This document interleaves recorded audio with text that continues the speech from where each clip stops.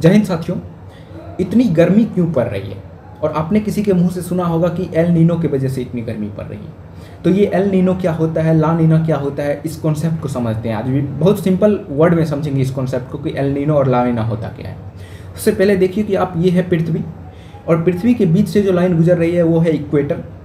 Equator के ऊपर आप 30 डिग्री नॉर्थ देख सकते हैं, 60 डिग्री नॉर्थ देख सकते हैं, उसके बाद 90 डिग्री, ठीक है। नीचे देख सकते हैं 30 डिग्री साउथ, 60 डिग्री साउथ और उसके बाद 90 डिग्री, ठीक है। ये आपको इतना समझ में आ रहा है। अब देखिए, इक्वेटर और 30 डिग्री नॉर्थ के बीच जो ये हवाएं चल रही है इसको कहते हैं ट्रेड विंड्स, हिंदी में कहते हैं व्यापारिक पवनें।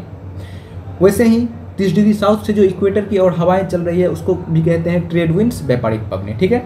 तो 30 डिग्री नॉर्थ से 30 डिग्री साउथ के बीच जो हवाएं चल रही है इसको कहते हैं ट्रेड विंड्स, व्यापारिक पवनें। एल नीनो और ला नीना के कॉन्सेप्ट में ट्रेड विंड्स का जानना बहुत जरूरी है कि ये ट्रेड विंड्स होती क्या है और चलती कहाँ है, ठीक है। उसके ऊपर 30 डिग्री और से 60 डिग्री नॉर्थ के बीच जो चलती है उसको कहते हैं वेस्टर्लीज, इसको हिंदी में कहते हैं पछुआ पवनें, ठीक है। ऊपर 60 डिग्री नॉर्थ से 90 डिग्री के बीच जो हवाएं चलती है उसको कहते हैं पोलर ईस्टर्लीज, मतलब ध्रुवीय पवनें, ठीक है। तो इतना आपको समझ में आ गया, ट्रेड विंड्स समझ में आ गया। ट्रेड विंड्स का आगे काम पड़ने वाला है। ट्रेड विंड्स आप समझ गए, ट्रेड विंड्स चलती है इक्वेटर से 30 डिग्री नॉर्थ और 30 डिग्री साउथ के बीच। यहाँ तक क्लियर है आपको? आगे देखिए, सबसे पहले आप समझिए कि ये एल नीनो और ला नीना चलती कहाँ पे है, एल नीनो और ला नीना का कॉन्सेप्ट होता कहाँ पे, ये घटना घटती कहाँ पे है। ये घटना घटती है पैसिफिक ओशियन में, प्रशांत महासागर में। प्रशांत महासागर ऑस्ट्रेलिया और साउथ अमेरिका के बीच में है, ठीक है। तो होती क्या है, होती सामान्य स्थिति ये होता है कि ये जो ट्रेड विंड्स चल रही होती है ये ईस्ट से वेस्ट की तरफ चल रही होती है, ईस्ट से वेस्ट की तरफ चल रही होती है। और ईस्ट से वेस्ट की तरफ चलने के कारण यहाँ की जो समुद्र की जो पानी है ये यहाँ से वहाँ तक मतलब ऐसे चलती रहती है हमेशा। तो यहाँ से वहाँ तक चलने के कारण ये जो वेस्ट की जो पानी है, वेस्ट की जो प्रशांत महासागर, वेस्ट पैसिफिक ओशियन जो है, इसकी टेम्परेचर ज़्यादा अधिक हो जाती है, ठीक है। और ईस्ट पैसिफिक ओशियन की टेम्परेचर कम रहती है। तो सामान्य स्थिति ऐसी रहती है कि ट्रेड विंड्स चलती रहती है और इधर की टेम्परेचर ज़्यादा रहती है, इधर की टेम्परेचर कम रहती है। ये होती है सामान्य स्थिति। अभी मैं एल नीनो और ला नीना की बात नहीं कर रहा, मैं सामान्य स्थिति की बात कर रहा हूँ। तो सामान्य स्थिति पैसिफिक ओशियन क्या होती है? पैसिफिक ओशियन ट्रेड विंड्स की वजह से इसकी पश्चिमी प्रशांत महासागर है उसकी टेम्परेचर अधिक होती है और पूर्वी प्रशांत महासागर की टेम्परेचर कम रहती है। तो ये होती है सामान्य स्थिति। अब बात करते हैं, सबसे पहले ला नीना की बात करते हैं, उसके बाद एल नीनो की बात करेंगे, ठीक है।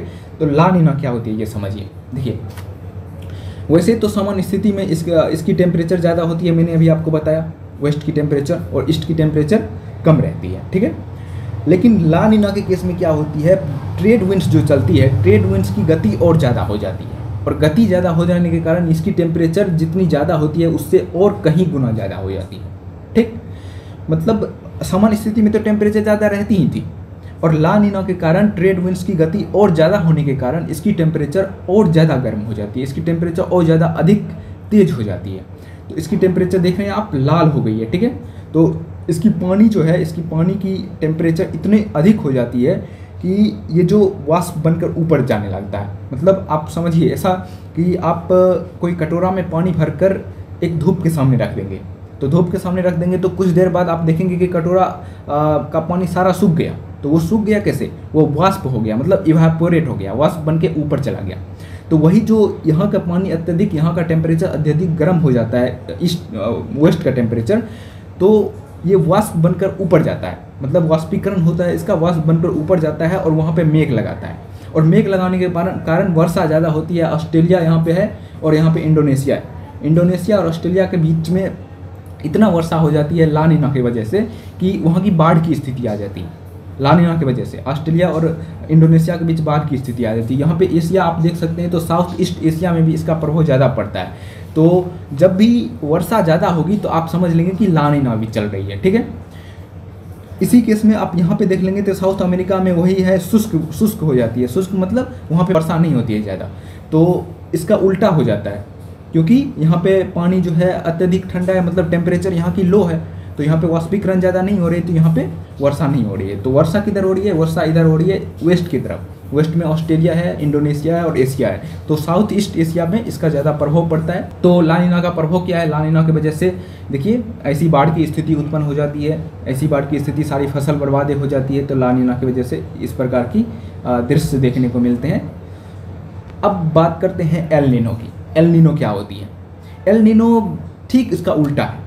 ठीक इसका उल्टा है मतलब ठीक इसका उल्टा ये है कि ट्रेड विंड्स जो ईस्ट से वेस्ट की तरफ चल रही थी, ईस्ट से वेस्ट की तरफ चल रही थी, अब वो वेस्ट से ईस्ट की तरफ चलने लगी। अब जो वो वेस्ट से ईस्ट की तरफ चलने लगी तो पानी की जो टेम्परेचर है वो टेम्परेचर ईस्ट की तरफ ज़्यादा हो गई, वेस्ट की तरफ कम हो गई। समझिए, नॉर्मली बात है।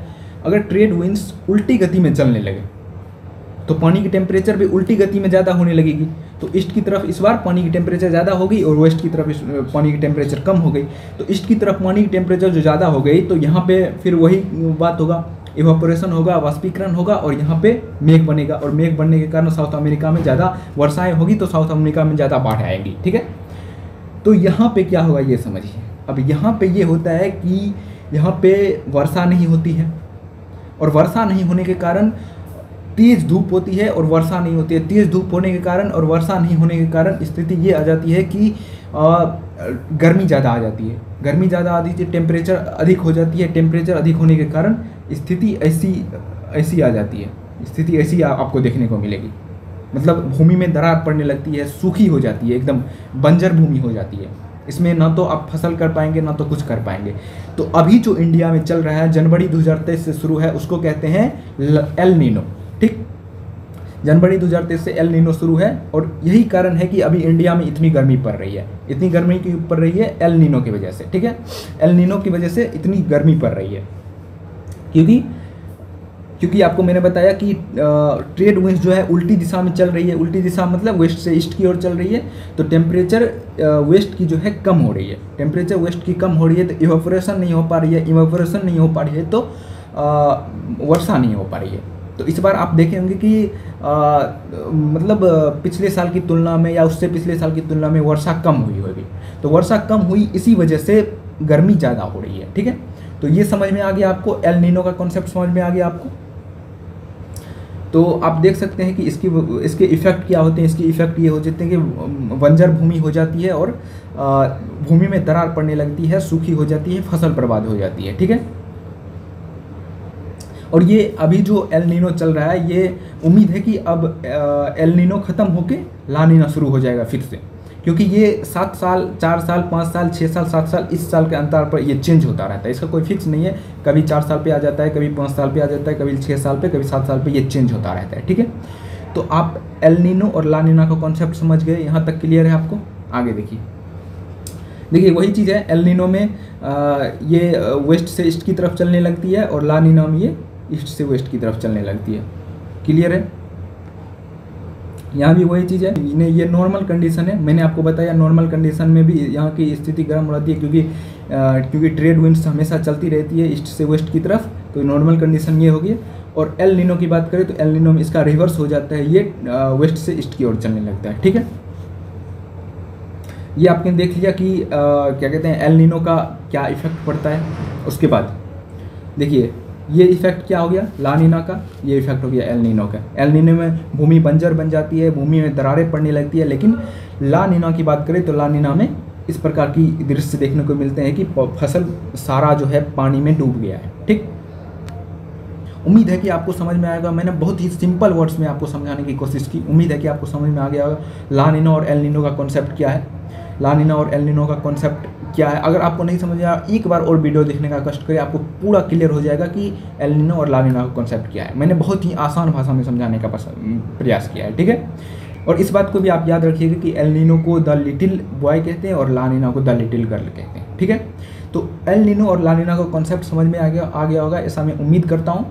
और मिलते हैं अगले वीडियो में अगले टॉपिक के साथ। तब तक के लिए जय हिंद, जय भारत।